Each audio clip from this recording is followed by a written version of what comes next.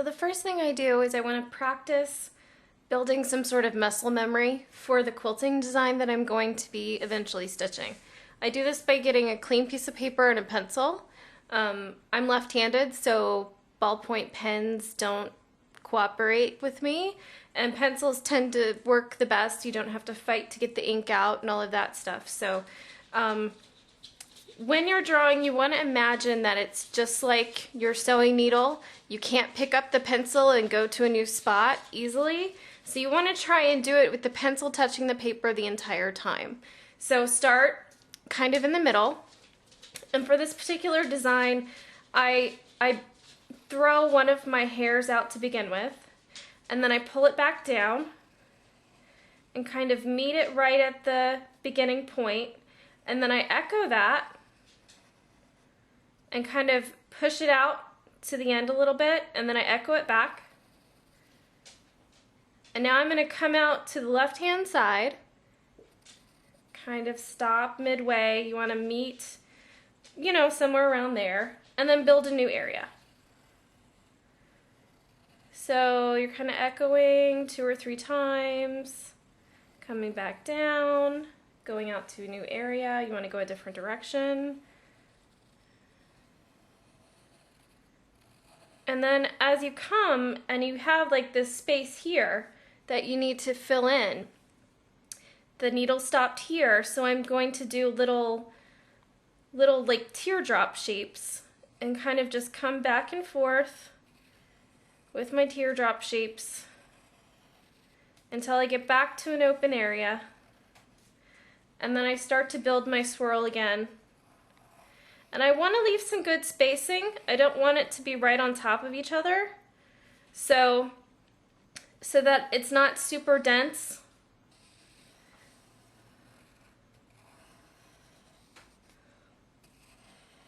I can come and build my swirl here.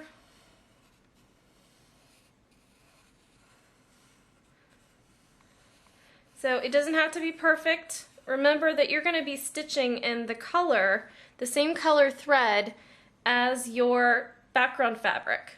So little mistakes are going to be easily hidden.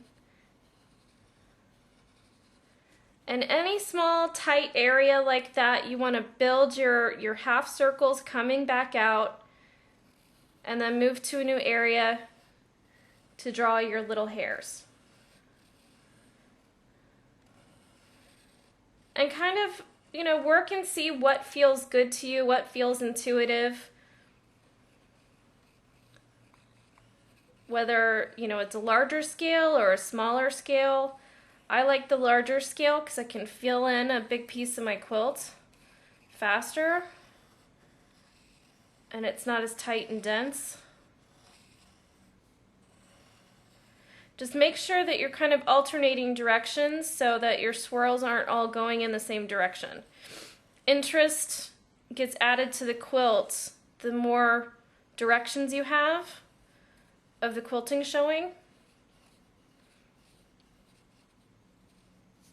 So just, you're going to build out like that, and you can kind of get an idea of how your designs get built from the center out.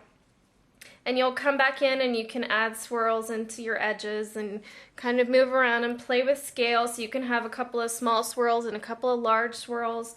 And I've got some areas of my quilt that I leave completely open, which, you know, again adds another interesting dimension to look at. So this is what I start with first. Once you get comfortable with your pencil and your paper, then it's time to transfer that over to your machine. Okay, so I have 2 layers of batting, my back and my front fabric, my top and my bottom fabric basically. And then I'm using a blue thread so you can kind of see the stitch definition and the stitches, since white doesn't really show up that well on white. So you're going to pick up your bobbin thread or stitch in place to begin with. And then I turn on my needle down function. That comes in pretty handy.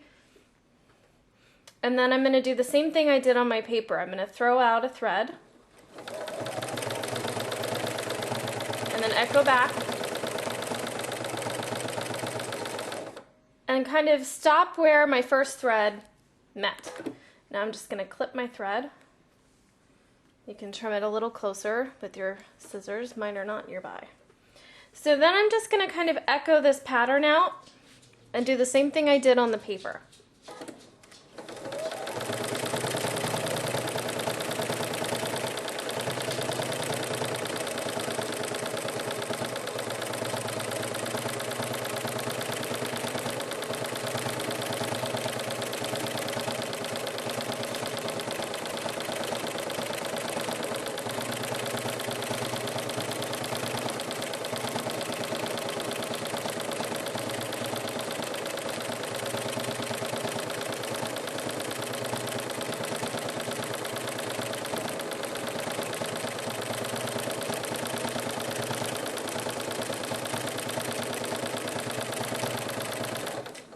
Now I've got an area above the needle that I need to fill in with some echo quilting. Some of those half circles. So I'm just going to build my half circles.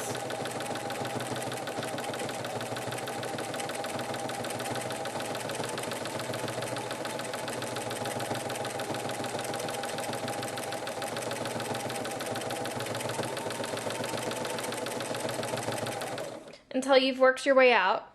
And then you can pivot if you prefer to work one way or another.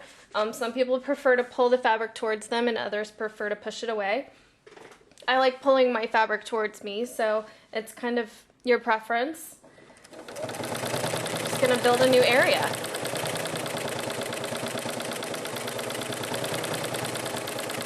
And if it's not perfectly uniform, that's okay. It adds interest to the end quilt.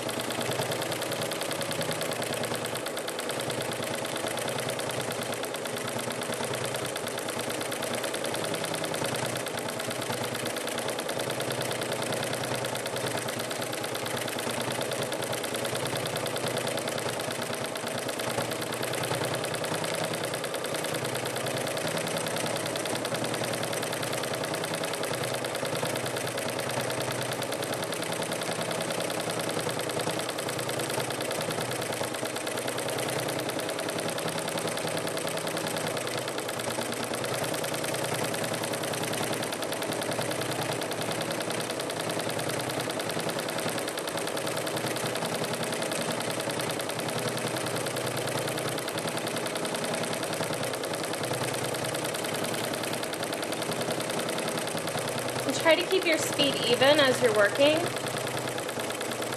Do some long and some short tendrils.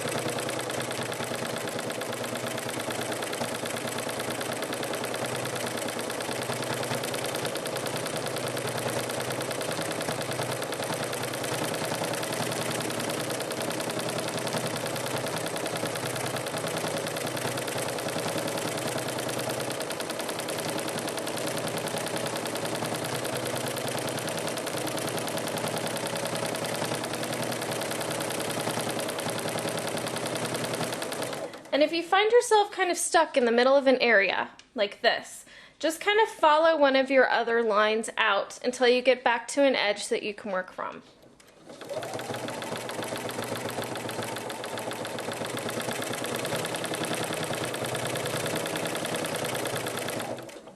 That helps so you don't have to trim threads so much.